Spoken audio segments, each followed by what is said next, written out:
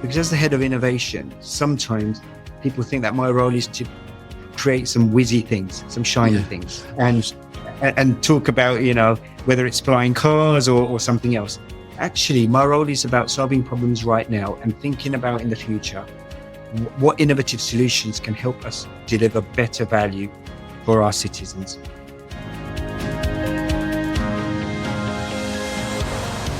This is Transit Unplugged. I'm Paul Comfort. Good to be with you on another edition of the world's leading transit executive podcast, Transit Unplugged News and Views this week. This week, we bring you an insightful interview from our newsmaker, Rikesh Shah, who's head of open innovation at Transport for London, TfL. He tells us what they've been doing in the innovation areas in one of the Western world's leading transit systems. I'm excited to also bring you Larnzell Harper later in the podcast for our second installment on our leadership development program. It's a great interview with Larnzell talking about some of the leadership traits that are necessary to grow your career in the public transportation industry.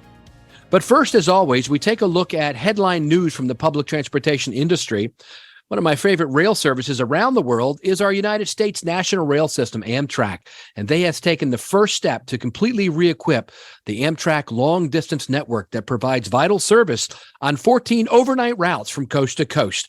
Manufacturers have submitted ideas to replace rail cars for some of these world-famous routes, such as the Auto Train, the California Zephyr, the Coast Starlight, the Crescent, the Empire Builder, and Southwest Chief. Basically, they're purchasing these long-distance train cars to allow Amtrak to upgrade and modernize the iconic and vital overnight services that link our nation's major cities. That's according to Amtrak board chair Tony Koskia. They're going to take the next step later this year by issuing a formal procurement request. Right now, they're talking to these manufacturers, and the funding for future purchases is being provided to Amtrak through that Bipartisan Infrastructure Act, which was enacted by Congress in 2021. Koskia said, "We believe in the future of our long-distance service, and we look forward to enhancing the customer experience across the Amtrak network and further supporting U.S. manufacturing." Speaking of rail, congratulations also to our friends in the Chicago area. We'd like to follow up on some of our recent guests. And Jim Derwinski, the CEO of Metra Commuter Rail in Chicago, one of the nation's largest commuter rail systems, was our guest to kick off the year this year. And they now have secured $204.1 million in competitive federal grants for Metra projects, the most by far in any year in Metra's history.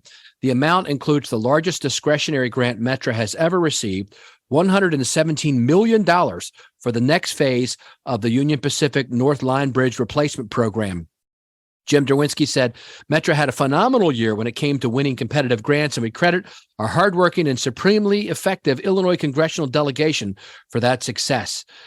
The haul in grants was in addition to the usual federal capital grant funds that are allocated to public transportation. And they're going to be spending some of this new money on upgrading and making ADA accessibility improvements to several of their stations. So congratulations to Jim and the folks in Chicago. Also, an interesting note from New Jersey Transit. Congratulations to them, as January marked the 40th anniversary of New Jersey Transit assuming control and management of the operations of New Jersey's commuter rail network.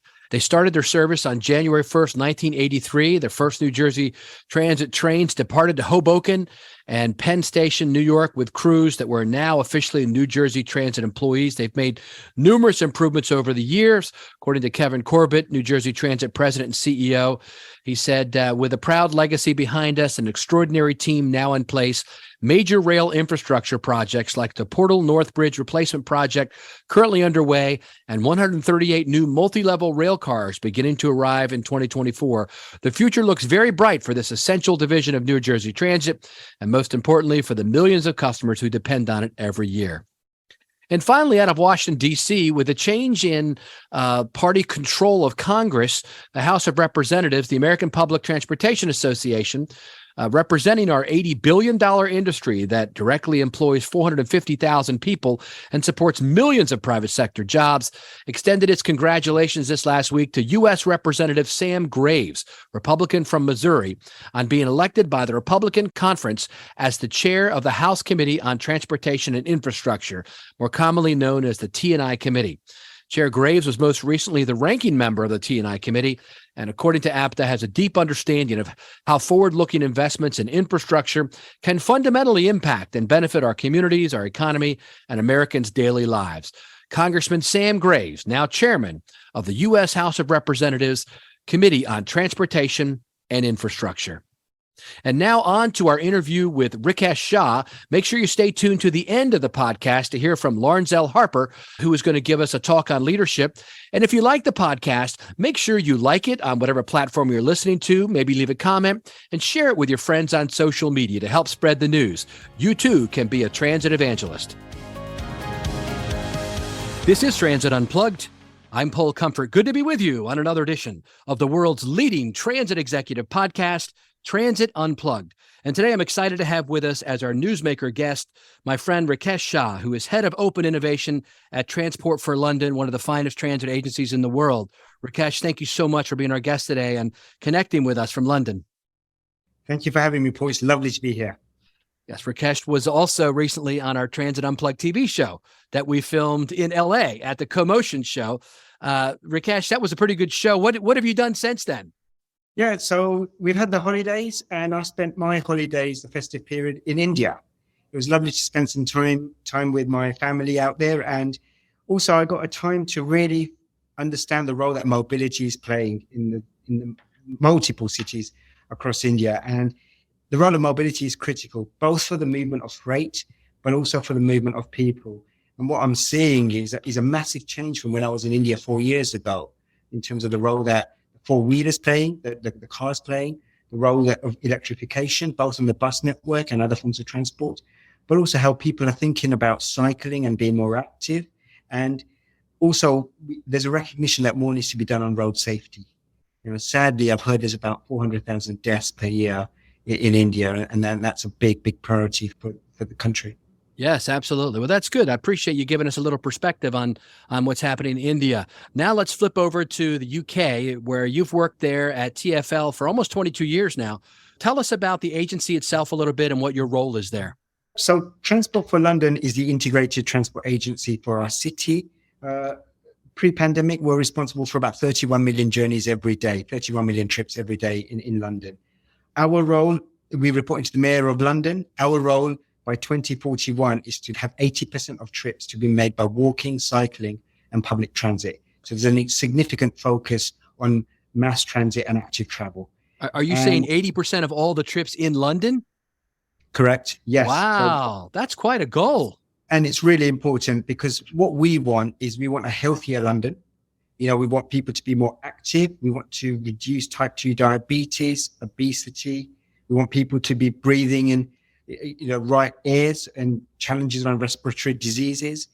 So being active is important. The role of mass transit to reduce congestion and to keep the city functioning is critical. But also the role that mobility plays around economic growth and jobs creation. Putting all of that together, it means that we have to get to that 80% target. That's something. And tell us about your role there and some of the highlights of what you've done over your career. You've had quite an illustrious career at TfL. Yeah, it's a fantastic agency, and my role is fantastic. So as a head of open innovation, there is so much we're involved with. But fundamentally, there's two or three things that I'd like to say in response to your question. Firstly, one's open data. And 6-7 years ago, actually longer than that now, I was responsible for open data at Transport for London. And that is about how do we unlock some of our data and make that openly available to the market and let them create fantastic products and services that helps run our network better. And as a result, we've seen over 700 apps, 17,000 users, and people are creating apps for customers. People are creating apps for operational purposes. And as a result, we're working with those brilliant 17,000 people to solve some of London's challenges. And we were enabling people to create products, niche, innovative products, to help people choose their channel of choice to move around our city. So that's one. And the second thing is, as a result of that, we created the Open Innovation Hub. And the Open Innovation Hub is very much about how can TfL be one of the leading public sector agencies in the world that enables the market, whether you're a startup, a corporate, an academic institute, a venture capitalist, to be able to use London as a platform to create more innovation. And as a result, if we can do that in London, where it acts as that test bed, it means that not only do we create value by doing things better, cheaper, and quicker, it means other agencies across the world and other cities across the world could use those products too. And as a result, I've been really proud of the work that we've done in the Open Innovation Hub in our city. That's wonderful. You know, there's a lot that we can do with technology. One of the things that I know you all are proud of at TfL is really, for the Western world at least, kicking off the tap and go credit card system there where people can do contactless credit card. I remember being there visiting with TfL back, it must have been 6 years ago, maybe 7 years ago, when you had just implemented that. And I got to meet with your one of your head folks there and took me down and showed the how in 6 months, 40% of the people were using that on the tube. It was really a fast uptick in that. So innovation plays a big role in a lot of areas, doesn't it? Absolutely. And, you know, thinking about the history of innovation at TfL in London, it's not a new thing. You know, if I go back even further beyond 6 or 7 years to 1863, just yesterday, I'm delighted. Yes. So we've just celebrated the 160th anniversary of the tube. That's right. And that started with innovation. You know, if you think about the problems that we had in the city then, above ground, we had congestion and some of the disbenefits of congestion. So Charles Pearson, who's the brainchild of the tube in that time, said, we need to find a new way. And the new way was to start digging underground. So we started to build tunnels, and near Baker Street, we built the first metro service in the world. And as a result, we've seen the impact that metros now are playing across the world and the value they're creating. And similarly, around the same time, we've created the first traffic lights in the world in London. And the point being here is bringing it to the modern day, whether it's smart ticketing, whether it's open data, whether it's the Elizabeth line and some of the innovations with the Elizabeth line, or whether it's some of the intelligent transport systems that we're seeing on the surface transport network. It's continuously about defining what the problems are, working with the customer. And the customer is really important here, because when we ask our customers what you want from London and transport, they say three things. They say, every journey matters. So I want to be getting from A to B reliably. I want to be getting from A to B safely, securely, and all the things that you'd expect a good transit agency to provide. Secondly, I want value for money. I want to make sure that if I'm using mass transit or I'm using active forms of transit, I feel like I'm getting value. But finally, and most importantly in the context of my role, they want London to be progressive and they want us to be innovative. So that's something Londoners are asking us all the time. So when I think about what problems are out there, it's really important to put the customer at the center of that, because ultimately we're serving our citizens, whether they're visitors or whether they're residents. So as a result, it's really important to frame the question that we have is, what's the problem that we're trying to solve? Because as the head of innovation, sometimes people think that my role is to create some whizzy things, some shiny things. Yeah. And talk about, you know, whether it's flying cars or something else. Actually, my role is about solving problems right now and thinking about in the future what innovative solutions can help us deliver better value for our citizens. And that means that all those innovations we've spoken about, smart ticketing to the first tube service, is we've got to be much more human-centric around the problem that we're trying to define. And it's critical to provide a transport service for all, because our job is to do that. And it's bringing those voices around the table and contextualizing the problem. Then bring in other people, whether they're suppliers, whether they're other key stakeholders, to say, how do we co-design the solutions? And then it's about testing, and it's about iterating, and it's about learning, and also closing things when they're not working. And then ultimately out of that, there'll be some things that really work and some things that you should be scaling a bit further, but do that in an iterative manner. And ultimately, that's how you start bringing some of the solutions in. And that's where you create the value. As we talk about customer-centric operations. Obviously, that's really coming out of the pandemic. One of the things I think we've all learned, right, is to put our customer first. What I know that you're hearing the same thing there in London that we're hearing across North America, which is a focus on sustainability of our operations, a focus on equity and inclusion, ensuring that everyone has an opportunity to utilize these to improve their lives, and really then how to connect and enhance journeys. Technology plays a big role in those. Can you speak to any of that? Yeah. And I think it goes back to that earlier point, which is that technology shouldn't be looking for the solution, or it should be the problem that's looking for the right solution. Because sometimes we try and retrofit a technology and say, yeah, it can solve this problem. So I think if we want to achieve our sustainability goals, looking ahead, we've got to bring innovation thinking into this whole system. And as a result, the innovation doesn't just have to be the technology. It could be the processes, it could be the people, it could be the products, the technologies. And I think where we need to play a bigger role, and let me give you one example, is we're recently working with Bosch, and we're also been working with Daimler. Actually, I'll give you two examples, if I may.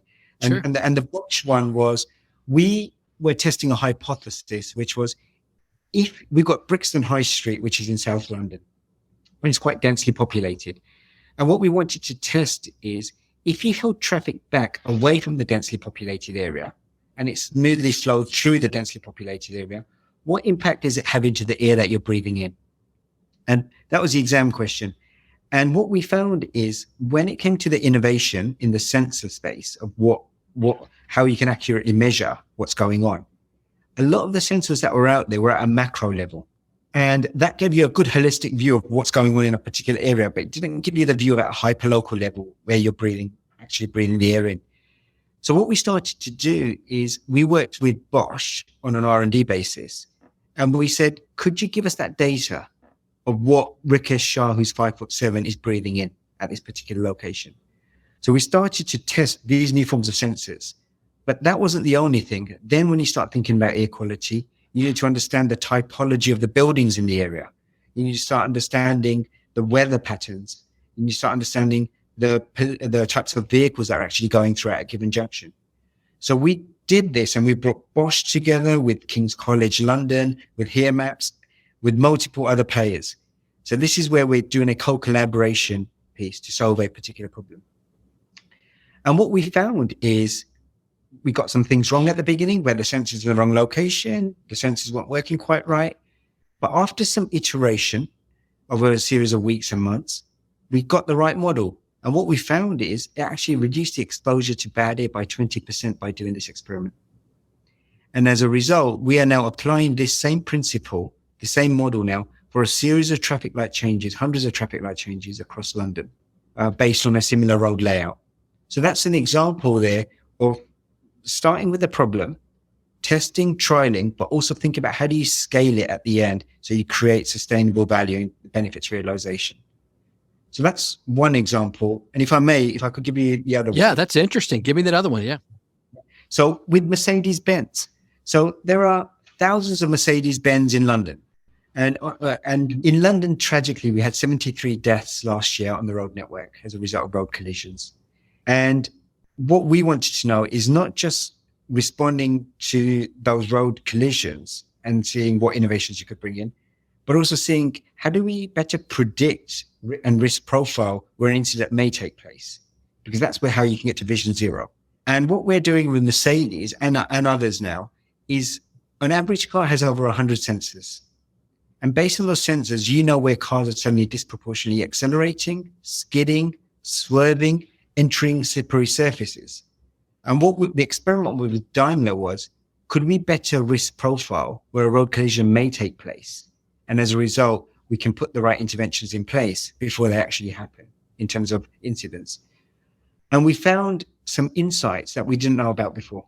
So as a result, we're now rechanging potentially road layouts and other things based on the Daimler data.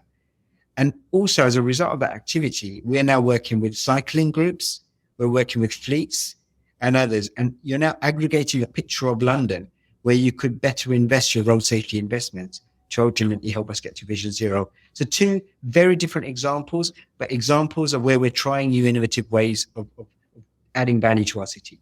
So let me ask you, where do you take your innovation inspiration from? Do you look to other cities across the world? Do you look at the problems that are coming up at TfL? Are there other organizations or people in the world you think that are doing it right?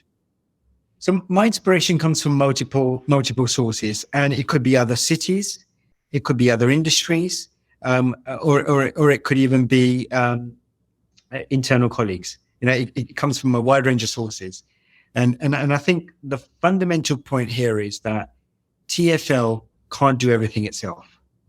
And as a result, there are some fantastic startups across the world. There are fantastic corporates across the world, academic institutes, venture capitalists, accelerators. My job is to act as the curator. My job is to get much better at defining the problems and let the market stimulate the innovation.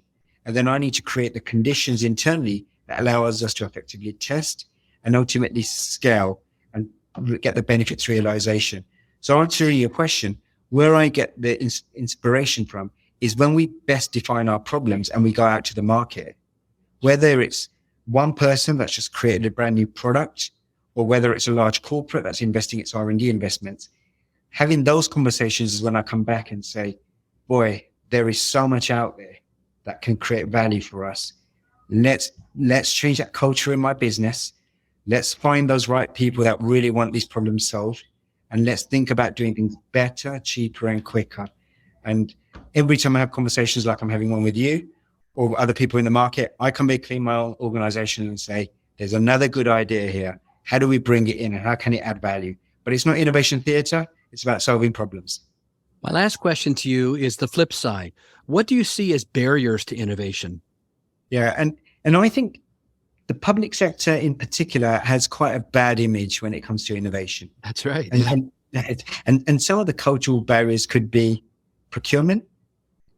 How do I procure with you? You're going to be dragging me out for 3 years here and I've got a runway. Or it could be culture, which is the fear of failure and being risk averse and not being able to try new things. Or it could be you're going to take all my IP away, all my intellectual property rights, and so forth. And that's what we've tried to sort of address in the Innovation Hub. It's how can we make it easier for innovators to work with us? How can we make it easier for innovators to be able to do some R&D with us, but to ultimately do business with us at scale? And that means that we need to create the right conditions internally. And as a result, there are people that love working with the Innovation Hub. There'll be some people that will see it as a bit of a threat or a bit of a waste of time, frankly speaking. And my job is to make sure that the Innovation Hub is acting as an enabler. And ultimately, how can it change the culture within my organization, in my city, to say everyone within the organization should be entrepreneurial. Everyone should be allowed and should be being innovative. Everyone should be allowed to fail and be given ear cover. My job is to make sure that I put the right controls in place and the right ear cover in place. But ultimately, I think we need to make sure that the public sector, which spends between 16 to 25% on average of GDP, is getting better value by co-developing, co-creating with the private sector and ultimately creating more citizen value. And that for me, without getting too philosophical, is we need to reframe capitalism here. And we need to better work with the public and private sector to drive more social innovation and ultimately find a way there's a win for everyone, whether it's you're a startup, whether you're a corporate, or whether you're the city. And at the moment, the relationship between the public and private sector is too transactional. Wow, that's great. I'm glad I asked you that question because that was a really super answer. Rikesh, thank you so much for that and for this interview and for the work you've done, not only at TfL, but for our industry and helping to kind of be the point of the spear on many of the innovations that have occurred in our industry. And there's one more point, if I may. Yeah, sure. If you don't mind, is the other thing that we need to get right in our industry is, and so point very close to my heart, is around inclusivity. And there's two angles that I'd like to comment on it, which is firstly, when it comes to innovation and technology, we need more diversity in our industry. And by that, I mean, we need more women in leadership roles. We need people from a Black minority ethnic background. We need more people with, who have disabled background and so forth. And we just don't have enough diversity. And I think that's because traditionally innovation has come from the engineering world. And as a result, young women may feel that engineering's not for me, and they're going to other industries. So we're spending a lot of time now as a team going out to schools on an outreach program, our graduate scheme, and creating a series of programs which says that innovation is for everyone. And I'm really delighted that, I have a lady in my team, Theo Chappell. She's one of the best innovators when it comes to transport. She played a key role in open data. She's playing a key role in the Open Innovation Hub. And we need more people like her to stimulate the next generation of innovators and act as role models. So I think that's something we need to address and do more as an industry. And the second area is diversity of thought. Is when we're solving problems, how do we bring different diverse audiences to really think about the problem and think about the solutions from a much wider perspective? Otherwise, we'll have a very biased perspective. And as a result, the solutions that will come in could just be very single-minded. And I think we need to be much, much better at bringing diversity in, trying things, and then coming up with the right solutions. Because ultimately, we're focusing on transport for all and a city for all. And that means that we cannot lose this perspective. What a wonderful way to wrap it up and a great perspective. Thank you, Rikesh Shah, Head of Open Innovation at TfL, and best wishes to you as you move into the future. Thank you. Thank you, Paul. Hi, I'm Elea Carey, a communications consultant who loves working with public transit agencies. If you're looking for affordable and effective marketing tactics to reach a broad audience, you might want to consider using direct mail. Direct mail means third-class mail, which is to say it's less expensive postage than first-class mail. It's sent to specific addresses in your region. There are many forms of direct mail, including letters and envelopes, but two-sided postcards are the most effective for reasons I'll detail in a moment. To develop a direct mail piece, choose your marketing goals. Do you want to raise awareness, build ridership, promote new service? Keep in mind that direct mail is probably the very best way of promoting new service or building ridership because you can include free rider passes in your direct mail piece. Next, write your marketing copy and design your direct mail piece. Maybe you can do this yourself, but you can also get help from a designer or a local printer. You can also work with a local printer who will both print and mail your media to addresses you choose from the USPS website. Two-sided postcards work very well as direct mail pieces because you can be sure that even if your recipient throws away your mailing, they can't avoid seeing your message. The good news is that most recipients don't throw away direct mail right away. Also good news, a wide variety of age demographics have a positive response to direct mail.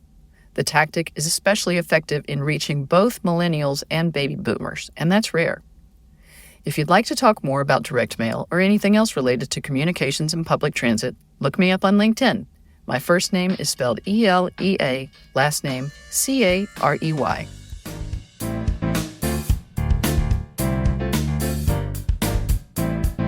We hope you're enjoying this episode of Transit Unplugged, the podcast. How would you like to see behind-the-scenes footage of the agencies that Paul visits?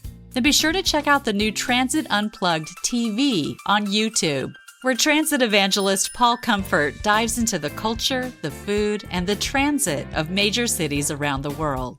You'll see the operations control centers, how maintenance shops work, and the latest innovations taking place at agencies around the globe as we work together to improve the lives of our transit riders and our communities. Be sure to subscribe to Transit Unplugged TV on YouTube or at transitunplugged.com. Thanks for sticking with us today on Transit Unplugged for our brand new feature this year of 2023, where we're taking a moment every other week to reflect on leadership. So many of you have mentioned to me that in your career, getting a mentor or some leadership training and even listening to people on the podcast who are leaders has really helped you in your own career. And I wanted to take that one step further this year by interviewing and talking with people who I have, who I think highly of in the areas of leadership. And one of those folks is Larnzell Harper. Larnzell is Manager of Training and Development at VIA Metropolitan Transit Authority in San Antonio, Texas.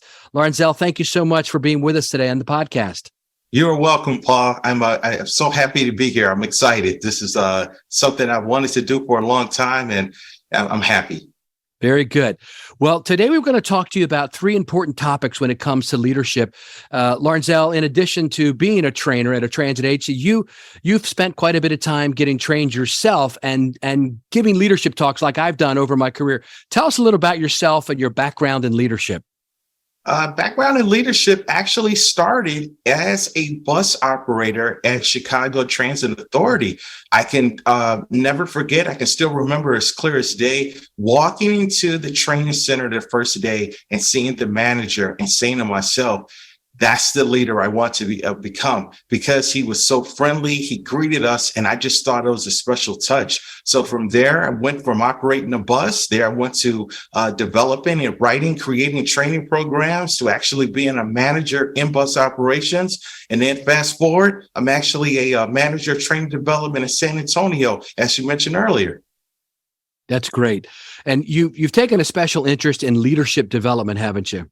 Absolutely. Leadership development has a special place for me because of the mentors that I've received at transit agencies. And I always like to say, we as leaders, we probably won't be where we are without mentors in transit who are there before us and with us and before us. That's great. You told me that you've got three main areas you like to focus on, and we're going to talk about those today. And they are decision-making, how to make good decisions, right? We're always faced with a fork in the road, as Yogi Berra said. And so how do I make a decision about which way to go? And then agility and the importance of agility in leadership, and which I think is so key. I agree with that. I think we should write our purpose in pen, but our way to get there in pencil. We have to be agile to get to our goals. And then finally, the importance of equity and inclusion and how that can help in leadership development. So let's dive right in, Larnzell. Tell us about how to make good decisions. So, Paul, I love this question because you can't be a leader without good decision making. And what I see works best for transit agency, seek the best solution, but the best solutions are based upon experience. And sometimes it's so easy for us to kind of subscribe to this belief. Well, we've always done it this way. Well, what works? And I'm not saying that as a leader in transit, not to do what we've always done or what works. However, when you're doing that, when you're making your decision, are you assessing possible outcomes and ideas based on this accurate data that is relevant? And what I mean by accurate data that's relevant, even though we can always call different agencies up, hey, what are you all doing in Chicago? Well, what works for Dallas? You just have to make sure that that data you're collecting is relevant. And something else too, I really would like to stress that leadership requires us to have this awareness. It's sort of like this pilot light that always remains on. Avoid the trap of trying to remain safe and indecisive, because it is so easy as a leader to find reasons to avoid making the decision rather than just absolutely maybe making a mistake. But even with that mistake, you made a decision. Yeah, I find that there seems to be, especially in government, a great fear of making mistakes. So that oftentimes leads us to make decisions based on the lowest common denominator, the decision that everyone agrees on, which may not be bold and forward thinking. It may just be safe. What do you say about that? I think you have to really kind of just go back to, am I remaining safe? And if I want to remain bold, what data have I collected that supports this decision that is bold and innovative? Will this bold and innovative idea for leadership work? And I really believe with the accurate data that's relevant, you can go forward with that idea, although it's going to be scary. That's good. I read a book one time by a guy named Roger Van Ork, and it was called A Whack on the Side of the Head. It's easy to remember that title, right? Yes. But there's so many great leadership principles in that book, I think. And one of them that I took out of it was that so often we stop searching for the right answer to make a decision on the first answer that seems to work. And we don't continue to think, it's almost like, hey, you stop looking for your car keys once you find them. You don't keep looking for them because you found them. Well, that same mentality oftentimes hampers us from making more elegant decisions because we stop at the first answer that we think solves the problem, but we don't continue to look for another right answer. And it's sometimes that second right answer that's a more elegant, complete solution. What say you?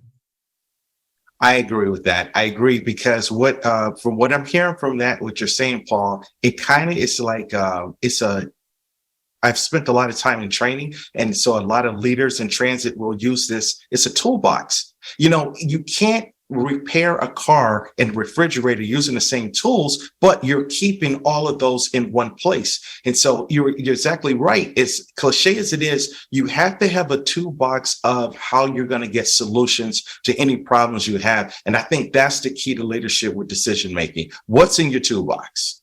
And that leads to our next point, which is agility. Yes. Tell us about agility in decision making and in leadership.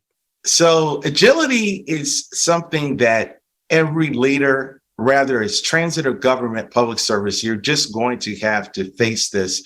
And to me, agility is, as a leader, it's relying on not just one skill, not just a skill, but a combination of skills that are working together at the same time to help you as a leader make effective decisions. Because let's face it, transit is an ever-changing world of agility. And if you can adapt to that agility, then that's part of your development as a leader. And let's break it down. What is agility? Agility is adversity, it's hardships. How many have we heard this phrase, a curveball of life? It's almost like you come to work and you make this plan and you're not expecting something to happen. But when you develop those combinations of skills to face this to be prepared for agility, then it's a curve you weren't expecting, but you're able to just knock it out the park. And something else with transit, we're seeing some different things. Infrastructure needs, operator staff shortages, how extra board assignments are going to continue, ridership. That's just a few examples of how transit leaders can practice agility. Very good. So the last one you wanted to talk about today was how someone could promote equity and inclusion in their current role, and how does it help in leadership development? Yes, this is something that a lot of leaders should consider if they're not already doing this in their workplace. The best way to kind of meet that, promote equity and inclusion, seek practices in your workplace that meet the unique needs of your workplace. However, without giving one person or group an unfair advantage over another. It's a challenge. Yes, it's going to be a current challenge to look at your current workplace practices and see which rules, which policies are benefiting some and harming another. So it's as a leader, especially in transit with what we're seeing happening now in this current time, it's remaining firm, but understanding this is a long-term commitment that is going to come with many, many, many challenges. That's good. And the last question I would ask you, Larnzell, is if you're talking to a mid-level manager in Kalamazoo today who wants to move up in their career in a transit agency, what advice would you give them? Best advice I would give to a mid-manager in Kalamazoo is to seek a mentor. Again, most leaders that you're seeing on LinkedIn, in transit, at APTA, NTI, Transit Summit, you just name it, any type of event that has transit agency professionals and leaderships together, most of the time they got there with a mentor who showed them, advised them, and just gave them good, solid advice to help their career or personal life move forward and advance. That's great. Larnzell, thank you so much for being with us today as our second trainer on leadership development for the transit industry skills. We wish you the best in the work you're doing there at VIA with a great group of leadership there, by the way. Your leaders and your agency are good friends of mine. And thank you for being our guest today on Transit Unplugged. And I wish you the best in your continuing development as a leadership developer at work and beyond. Paul, you're welcome. And this was an honor. Thank you so much. Thank you for listening to this week's episode of Transit Unplugged News and Views with our special guests, Rikesh Shah, Head of Open Innovation at Transport for London, and Larnzell Harper, Manager of Training and Development at VIA Metropolitan Transit in San Antonio, Texas. Next week on Transit Unplugged In Depth, we have Kate Mattice, Executive Director of the Northern Virginia Transit Commission. Now don't forget, go to transitunplugged.com to sign up for the newsletter so you're always in the loop with whatever's going on with the show. But if you also want to email us, you can do that too at info@transitunplugged.com. So until next week, ride safe and ride happy.